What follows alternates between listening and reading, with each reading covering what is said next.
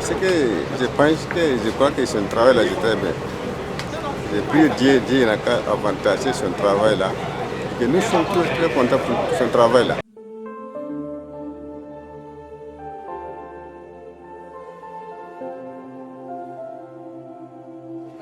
D'espoir, c'est une dame, elle est bien, elle aide beaucoup les enfants. Nous sommes devenus comme ses enfants. Elle est très gentille avec nous. C'est une dame, on prie Dieu vraiment, il faut des gens vraiment pour l'aider. Elle aide beaucoup les enfants.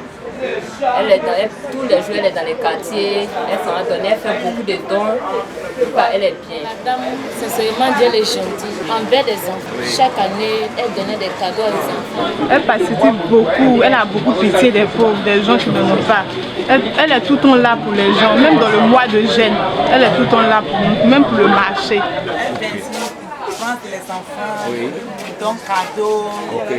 Même s'il y a fait des Ramadan aussi. Avant, elle était ici là. Elle partage ici, riz, donner les gens au marché. C'est pas comme la danse.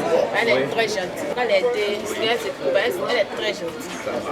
Elle s'occupe des enfants. Quand elle est douce, en tout cas, elle est très bien même. Elle vient au marché. Quand il y a fête, en tout cas, elle partage cadeau à tout le monde, tous les petits enfants. Elle connaît ou elle ne connaît pas, ou elle fait cadeau à tout le monde. Elle aide tout le monde, tous les enfants, que ce soit les orphelins, tout le monde, elle aide. S'il y a des gens pour l'aider, en tout cas, ils n'ont qu'à l'aider parce que c'est une bonne femme. Je sais que c'est une ONG qui aide les enfants orphelins, les enfants démunis. Je demande aux gens d'aider cette association, l'ONG. D'aider les enfants, d'aider l'ONG pour qu'ils puissent aider les enfants orphelins, les enfants démunis, comme nous, pouvoir entreprendre une activité, genre comme un salon de coiffeur et tout ça. Et les orphelins aussi qui sont dans les endroits, comment on peut appeler ça? Les orphelinats. Les orphelinats. Vraiment, ça nous fait plaisir. Alors nous sommes ici à Djamé 220 logements et le siège de l'ONG Grain d'Espoir International. Alors nous avons procédé à quelques interviews auprès de certaines personnes qui connaissent Mati, la fondatrice de cette association. Nous poursuivons encore le reportage. Nous allons maintenant sur le site, c'est-à-dire visiter ces locaux et interroger certaines personnes. Merci.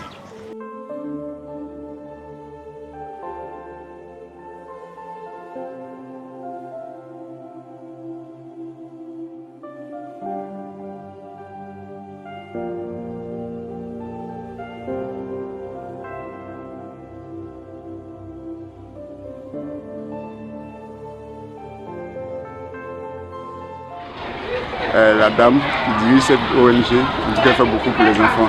Et si elle a les moyens qu'il faut, en tout cas, les enfants qu'elle aide seront toujours en joie. Alors,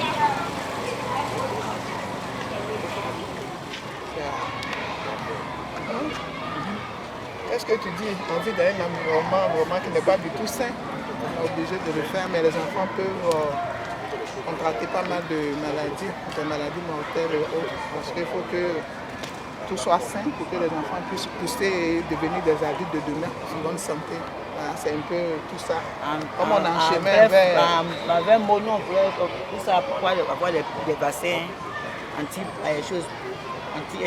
les vaccins de... Comme la fièvre typhoïde, tétanos, c'est tous ces trucs-là, on a besoin des vaccins aussi pour ça.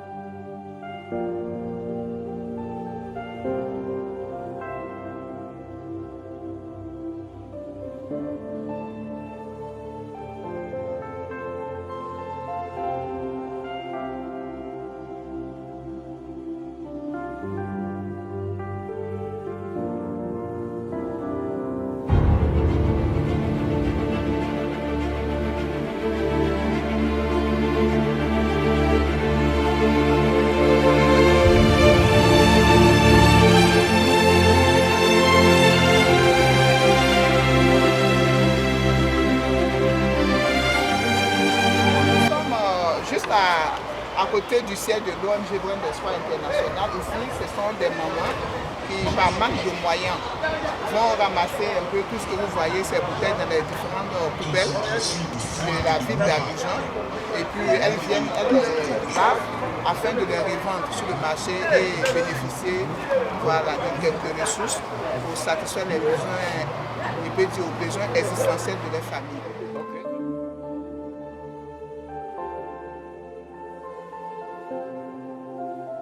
Comme ça, elle vient nous faire des cadeaux pour les enfants.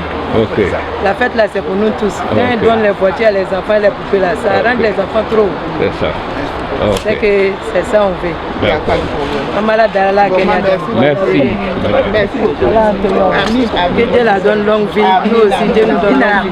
Merci. Tous ceux qui vont nous aider aussi, que Dieu leur donne longue vie. Dieu n'a qu'à leur donner la force aussi. Merci. Voilà, nous sommes devant le siège social de l'ONG Brin d'Espoir. Venez s'il vous plaît. Voilà, de Brin d'Espoir International. Ce siège que nous avons acquis dès la création de Brin d'Espoir.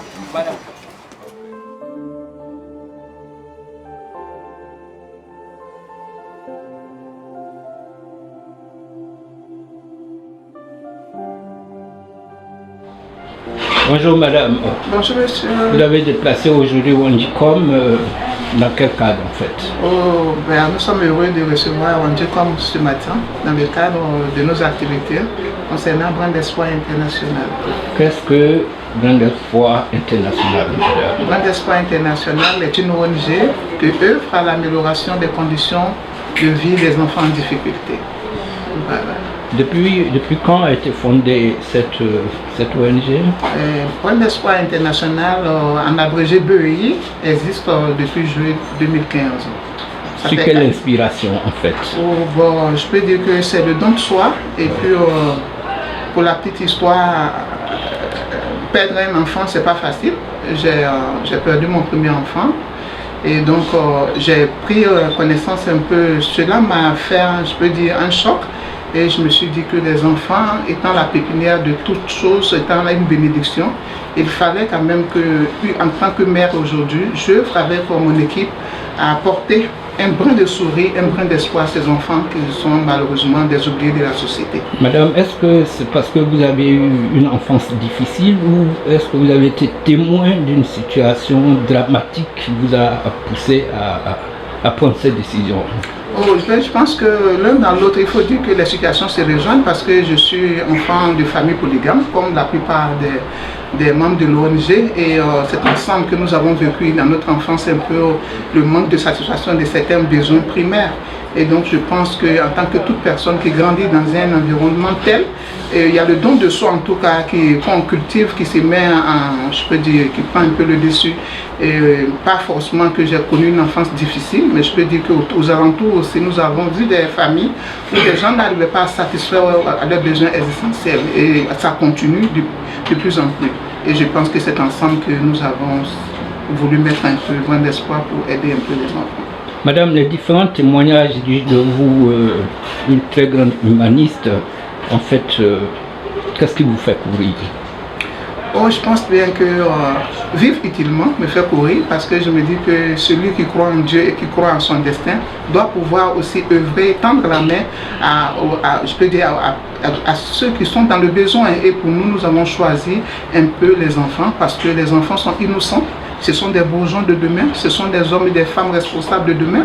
Et c'est ensemble que vraiment nous avons trouvé juste et surtout en tant qu'une mission noble d'œuvrer, de tendre la main à ces oubliés de la société qui sont un peu partout. Parce qu'aujourd'hui, les lieux de prédilection des Brins d'Espoir sont des quartiers précaires, des endroits où les gens refusent de partir. On s'est dit que les enfants sont logés à la même enseigne, aucun enfant ne devrait avoir à souffrir de cela. Vous partez sur le terrain, vous voyez ces enfants-là qui n'arrivent pas à se nourrir correctement, qui n'ont pas de vaccin, qui n'ont rien. Nous, ça nous a un peu choqués. On s'est dit que main dans la main, on pouvait essayer de vivre utilement en apportant vraiment un bon d'espoir à ces oubliés de la société. Vous avez le sentiment d'avoir atteint vos objectifs? Pas du tout. Pas du tout. Pas du tout. Voilà, pourquoi? Parce que par manque de moyens. Parce qu'aujourd'hui, il faut dire que les ONG n'ont pas bonne presse, on le sait. Mais nous avons voulu d'abord travailler. Les ONG n'ont pas bonne presse alors que c'est des organismes qui entrent dans le domaine humanitaire. Effectivement. Alors donc pourquoi, quel est l'amalgame, qu'est-ce qui fait que ces ONG n'ont pas bonne presse? Pour la petite histoire, quand nous avons essayé quand même de parcourir un peu le terrain, on a vu qu'il y a certaines ONG qui ont bénéficié des aides venant qui n'ont pas été bien rétribuées. Ça c'est notre domaine. Voilà. Alors madame, quelles sont vos zones de prédilection? C'est seulement Abidjan 220, ici où nous sommes, ou bien? Non, pas du tout. Brin d'Espoir International, aujourd'hui, après 4 ans d'existence, nous sommes à plus d'une vingtaine d'activités menées de part et d'autre. Ici, parce que nous sommes au 220 ce matin, parce que le siège social se trouve ici. Mais nous avons fait le Couvent, nous avons fait à Bobo, nous avons fait des dons. Voilà, des dons un peu partout dans le district. Mais notre objectif, à nous, c'est de couvrir toute l'étendue du territoire ivoirien. Parce que où il y a des enfants, il y a des besoins essentiels. Mais madame, dans ce quartier où nous sommes, là, c'est un quartier défavorisé? Oh, parce que 200 logements dans les années 60 étaient bien vus, mais aujourd'hui, lorsque vous avez parcouru avec nous, la caméra ne ment pas. C'est un quartier qui est délabré aujourd'hui, qui est laissé pour compte. Ce qui veut dire que voilà, donc ça arrive les habitants ici n'arrivent pas à joindre les deux bouts. Parce que les témoignages qui ont été faits sur vous sont dans ce quartier et qui est aussi défavorisé. Effectivement. Okay. Alors, quel est l'objectif que vous voulez atteindre? L'objectif que nous voulons atteindre, c'est, je peux dire, travailler sérieusement, avoir les moyens, essayer de sortir ces enfants-là de leur situation malheureusement dans laquelle ils vivent, essayer de faire des enfants qui arrivent à se nourrir correctement, qui arrivent à avoir droit à la santé, à une vie saine, et pour qu'ils puissent devenir des hommes et des femmes de demain, sur lesquels notre beau pays, la Côte d'Ivoire, peut compter. Dans ce noble métier, vous faites accompagner, n'est-ce pas, par une équipe de combien de personnes? Nous sommes environ, je peux dire, une vingtaine de personnes. Mais lorsqu'il y a des activités, nous atteignons encore plus de, je peux dire, 50 à voire 100. Comment vous êtes arrivé à avoir ce nombre de personnes autour de vous? C'est des personnes humanistes aussi qui se manifestent? Très humanistes, parce que comme vous avez vu aujourd'hui, à l'aide d'Internet, des réseaux sociaux, tout ce que nous faisons, nous le déversons.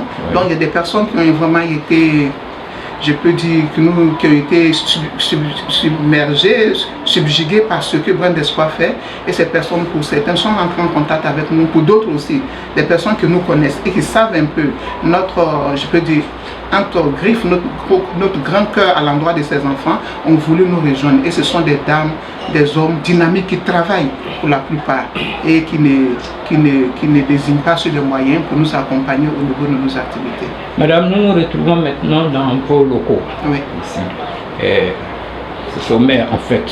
Mais déjà l'envie de faire quelque chose se manifeste. Alors combien vous payez ce loyer? Ce loyer est payé à 60 000 francs. Donc 100 €, c'est ça? 100 €. Et quelles sont les aides que vous recevez normalement d'ici, ça y est, les aides peut-être l'État, ou comment est-ce que vous arrivez à justifier tout ça? Au fait, il faut dire que pour le moment, Brin d'Espoir n'a pas de partenaire financier. Comme je l'ai dit, c'est un peu des gestes des personnes qui nous connaissent et majoritairement posé sur l'aide des membres de l'équipe. Comme je l'ai dit, ce sont des dames et des hommes qui travaillent.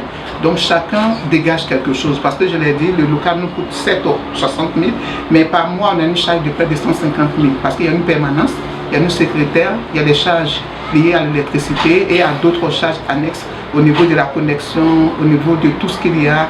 Il y a pas mal de charges. Donc c'est environ 150 000 par mois. Voilà. Alors madame, il y a des fondations en Europe, sinon en Occident, qui se dédient à la prise en charge de l'enfance. Et qu'est-ce que vous dites à l'endroit de ces fondations-là? Au fait, appeler ces fondations à nous accompagner, c'est notre... De quelle façon? Voilà, de nous accompagner, je peux dire, par exemple, il y a des fondations qui pourraient nous accompagner au niveau du matériel, au niveau des vivres, des non-vivres, au niveau aussi pécuniaire, donc ça aide de voir. Nous sommes, comme on le dit chez nous en Afrique, on a la main en bas. Donc c'est à ces fondations-là vraiment de définir un peu la nature de l'aide qu'ils pourraient nous apporter. Mais en tout cas, ça serait une véritable bouffée d'oxygène. Vous serez apte à recevoir par exemple des assistants techniques si ces associations-là ou ces fondations veulent les détacher auprès de vous pour suivre un peu ce que vous faites? Oui, effectivement, parce que comme je le dis, pour grandir, c'est à petit pas, à pas de trop qu'on grandit. Ouais. Donc lorsque ces personnes-là viendront, elles verront d'elles-mêmes un peu ce que Brain d'Espoir essaie de faire avec je peux dire le minimum de moyens qu'on a, et puis voir aussi des besoins grandissants de la société. Donc je pense que c'est ensemble, une fois visité, avec des preuves à l'appui, qu'elle pourrait quand même s'ouvrir grandement à Brain d'Espoir et nous permettre d'atteindre un grand nombre. En tant qu'humaniste, quelle a été la situation qui vous a été très émotionnelle dans tout ce que vous avez fait jusqu'à aujourd'hui? Au fait, moi, la situation qui m'a complètement fendu le cœur, je pense qu'on était avec nos différents membres de l'équipe, c'était au niveau de la MACA. Brain d'Espoir, c'est à la prison, la maison d'arrêt de correction d'Abidjan. Voilà. Donc, c'était en 2017. Brain d'Espoir est allé à la MACA pour apporter une assistance au niveau de la santé pour donner des vaccins aux enfants qui sont détenus là-bas, qu'on appelle... De quel âge, la tranche d'âge? C'était de 9 à 17-18 ans. Détenus? Oui, non pas détenus, il y a un centre d'observatoire là-bas, des mineurs. Donc ce sont des enfants, par exemple, en conflit avec la loi, comme on les appelle, qui sont là-bas pour qu'on essaie quand même de leur apporter une correction, leur inculquer des valeurs, l'éducation civique et morale pour qu'ils ressortent et qu'ils deviennent de bons citoyens. On a vu comme ils étaient logés au niveau de la maison d'arrêt, il fallait quand même aller leur apporter l'aide qu'on pouvait. Et on est parti les vacciner contre la fièvre typhoïde, parce que l'endroit n'étant pas trop sain, pour ne pas que ces enfants contractent une maladie mortelle. Ok, là ça a été une situation très émotionnelle. Parce qu'on a eu l'histoire d'un petit qui avait 9 ans, et on lui a demandé, mais pourquoi tu te trouves ici? Il m'a dit, nous a dit, c'était à Zianoua, c'est-à-dire avant d'arriver à Abidjan. Il dit, maman j'avais faim. Et donc comme j'avais faim, j'ai vu un tonton qui avait son portable. Je me suis approché du tonton et je lui ai arraché le portable. Et quand je lui ai arraché le portable, on m'a attrapé, on m'a envoyé au commissariat. Mais comme mes parents ne se sont pas rendus là-bas, après 3 jours, on m'a amené au niveau du COM, c'est-à-dire le centre d'observateur des mineurs. Et c'est parce que chez nous, dans notre maison, chacun de nous a ces petits-enfants-là qui ont cet âge-là, 9 ans. 9 ans, c'est pas là qu'un enfant de 9 ans... Mais au cours de vos périples, vous avez souvent senti la démission des parents vis-à-vis de l'éducation des enfants? Effectivement, oui. Mais ils le font parce qu'ils n'ont pas les moyens ou c'est l'irresponsabilité totale? Bon, parce que moi, parce que nos lieux de prédilection, comme je vous l'ai dit, ce sont les quartiers défavorisés. Quand vous arrivez là-bas et vous voyez l'environnement dans lequel les parents baignent, franchement, c'est une question même qui ne se pose pas. Parce que quand tu demandes à une maman, moi je l'ai dit, la pauvreté n'est pas une fatalité. Parce qu'une mère doit avoir à cœur de veiller, je peux dire de protéger sa progéniture. Mais elle te dit, madame, moi quand je sors matin, je dois aller, comme l'exemple des femmes qui triaient les bouteilles, je dois aller travailler pour venir avec un peu d'argent nourri. Et pendant ce temps, quand l'enfant n'est pas scolarisé, qu'il est laissé à lui-même, et ça donne à des petits trucs qui malheureusement les amènent à des endroits qu'on ne souhaite pas. Ok. Je vois déjà que vous avez beaucoup à faire. Alors, madame, vous pouvez bien présenter vos collaborateurs à côté? Oui, et à ma gauche, c'est M. Cissé Oumar, qui est le secrétaire général adjoint de Brain d'Espoir International. Ok. Et à ma droite, M. Kamakate Mohamed, qui est le coordinateur général de Brain d'Espoir. Ok, je vais m'adresser à celui qui est à votre droite. Monsieur Cissé, et depuis quand est-ce que vous avez pris parti pour, comment dirais-je, l'association Brain d'Espoir, l'ONG Brain d'Espoir, excusez-moi? Nous avons pris parti. Bon, d'abord, bonjour. Bonjour. Et merci de nous donner l'opportunité quand même de pouvoir nous exprimer et de faire en sorte que Brain d'Espoir puisse porter sa voix plus loin encore. Nous suivons Brain d'Espoir depuis longtemps, d'accord? Et cette année, nous avons décidé de nous joindre à Brain d'Espoir parce que nous nous sommes dit que nous pouvons apporter quelque chose à l'évolution de l'ONG. Donc la présidente a bien voulu nous accepter, de nous confier une tâche que nous continuons à mener chaque jour pour que l'association ou l'organisation puisse sortir de l'ornière dans laquelle elle est. Voilà. Vous avez dû faire déjà face à plusieurs difficultés? Oh oui, des difficultés parce que notre objectif c'est de faire en sorte de promouvoir l'ONG auprès de toutes les institutions du pays, de rechercher aussi des partenaires qui puissent nous aider à évoluer et à pouvoir faire en sorte que les enfants puissent être dans les meilleures conditions. Concernant le pays, vous êtes arrivé de faire déjà une démarche auprès des autorités? Oui, nous avons fait une démarche auprès de la primature, nous avons fait des démarches auprès des consulats qui sont en Côte d'Ivoire, en tout cas de plusieurs pays. Nous avons déposé des demandes, mais nous n'avons pas reçu de réponse. Mais nous continuons toujours parce que nous savons qu'il y a beaucoup d'ONG sur la place, donc les dossiers sur leur bureau sont énormes, sont beaucoup. Donc nous sommes patients, nous continuons à toujours frapper à leur porte pour qu'on puisse avoir gain de cause. Quel est votre espoir, vous, comme grain d'espoir? L'espoir, il est toujours permis. Voilà. Quand on prie Dieu, quand on a confiance en ce qu'on fait, quand on a foi en ce qu'on fait, forcément au bout du tunnel, il y a de l'espoir. On peut avoir la lumière. Merci monsieur. Alors nous allons interroger M. Kamagaté, c'est ça? C'est ça. Alors M. Kamagaté, depuis quand est-ce que vous avez rejoint l'association? Bon, il faut dire que d'abord je vous dis merci et bonjour tout le monde pour l'opportunité que vous m'avez donnée ce matin. Il faut dire que j'étais là depuis la création de l'ONG. J'ai été approché par, bon pas approché, mais on a vu plus ou moins Madame Koné, la présidente fondatrice. Et comme vous le savez, faire des choses pour les enfants, c'est pas gratuit. Donc il n'y a pas de prix à cela. Donc nous sommes venus à elle.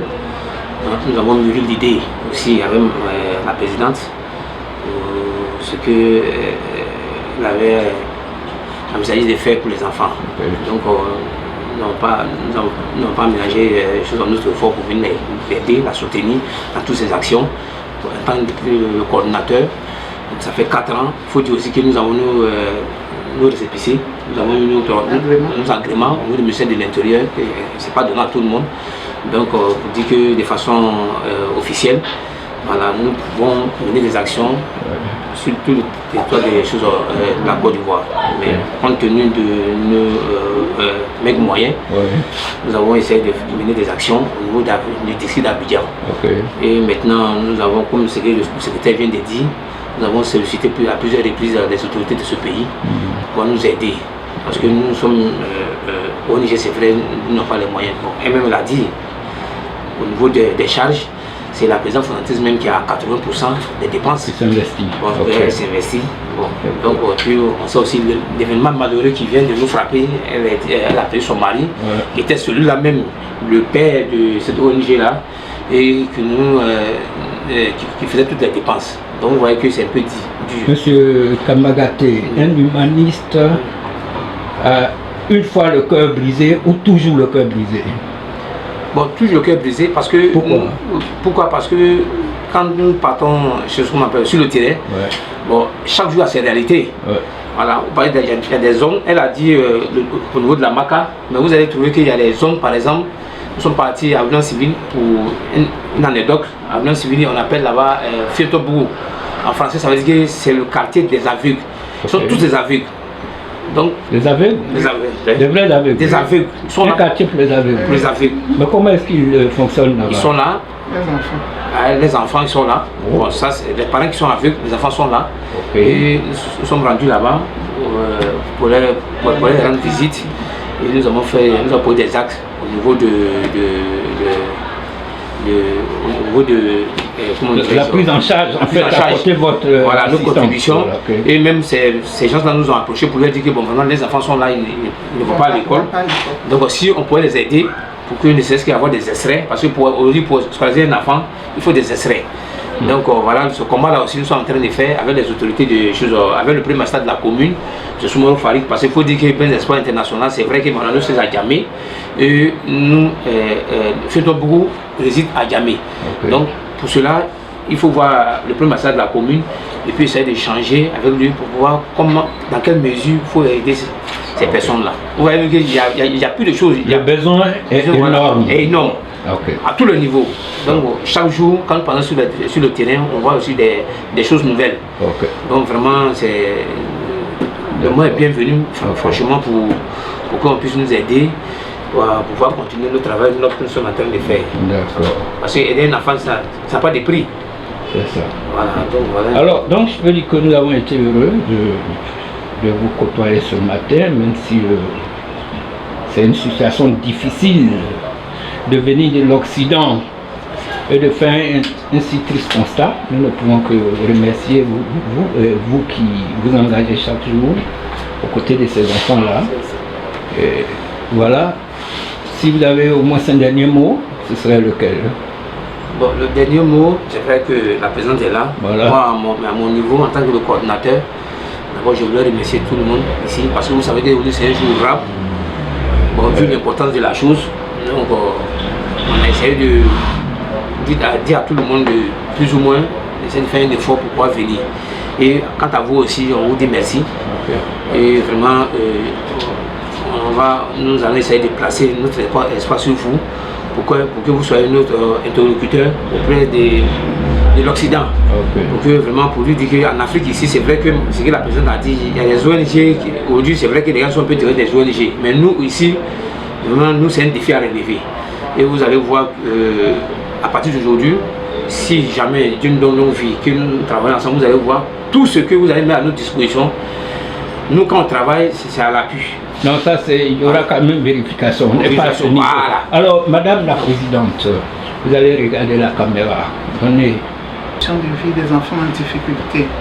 Brin d'Espoir International, c'est une ONG ivoirienne située en Côte d'Ivoire à Abidjan, précisément à Djamé, 220 logements. Nous sommes joignables à ces numéros de 225 plus 225 de 48 94 81 88 plus 225 48 94 81 88. À côté de cela, notre mail c'est brin d'espoir international collé 2015 @gmail.com. Brin d'espoir 2015 @gmail.com. Quel est votre cri de cœur? Oh, le cri de cœur, comme j'ai, c'est un cri de cœur qui, il y a une certaine dualité là-dedans, en tant qu'humaniste, mais encore plus en tant que mère.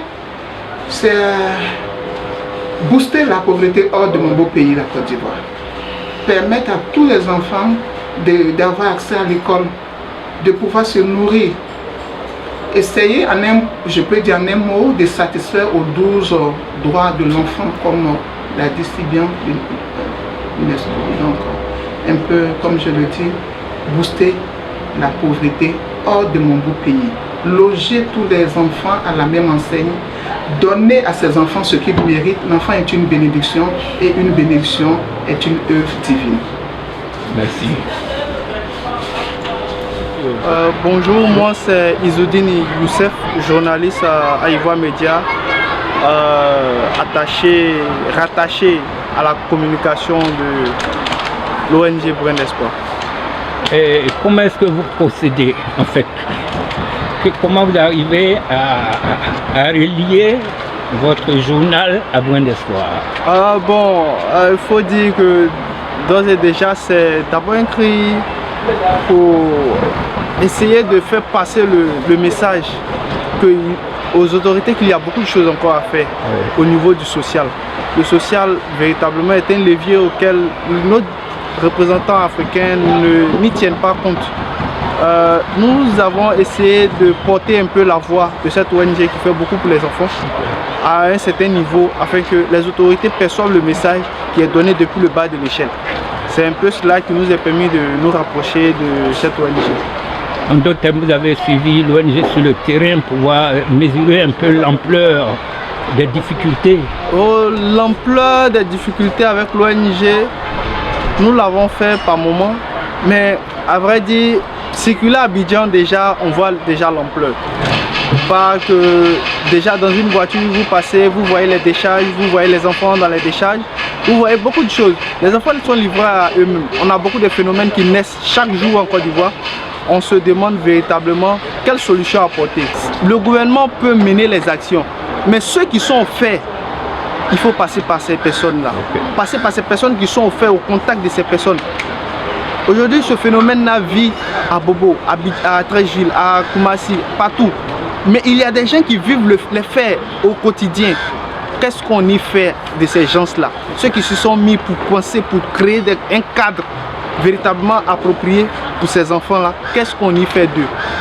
Le gouvernement va mener des actions, mais est-ce que ça rentre dans le cadre véritablement voulu par ces enfants-là? Okay. Alors, c'est le point d'interrogation. Nous avons été heureux. Merci. Nous avons été là avant que ça ne bascule sur notre terrain. Nous avons été très heureux de faire votre connaissance. Merci. Vous pouvez rappeler un peu votre nom? Moi, c'est Izoudine Youssef, journaliste ivoirien au site d'information ivoiremedia.com. Alors, en direct d'Abidjan, je me retrouve devant le siège de l'ONG Brin d'Espoir. Ce matin, vous avez écouté, vous avez entendu. En fait, l'association lance un cri de cœur à toute personne, aux fondations de bonne volonté, aux fondations qui existent déjà dans la prise en charge humanitaire. Il y en a beaucoup à faire en Côte d'Ivoire. C'était Banao Nambo, communication Wandji, depuis le 220, Abidjan, République de Côte d'Ivoire. Merci.